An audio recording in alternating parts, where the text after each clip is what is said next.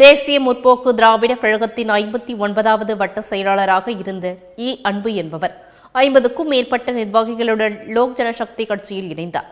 சென்னை துறைமுகம் பகுதியில் தேசிய முற்போக்கு திராவிட கழகத்தின் 59வது வட்ட செயலாளராக இருந்த அன்பு என்பவர் அக்கட்சியில் இருந்து விலகி சுமார் 50க்கும் மேற்பட்ட நிர்வாகிகளுடன் ராஷ்டிரிய லோக் ஜனசக்தி கட்சியில் தமிழ்நாடு மாநில செயல் தலைவர் SP சசிகுமார் முன்னிலையில் இணைந்தார். நிகழ்ச்சியில் ராஷ்டிரிய லோக் ஜனசக்தி கட்சியின் மத்திய சென்னை கிழக்கு மாவட்ட தலைவராக அன்பு நியமிக்கப்பட்டு அதற்கான பதவி நியமன ஆணையை SP சசிகுமார் வழங்கினார். மேலும் மாநில விவசாய அணி தலைவராக ராமச்சந்திரன் நியமிக்கப்பட்டுள்ளார்.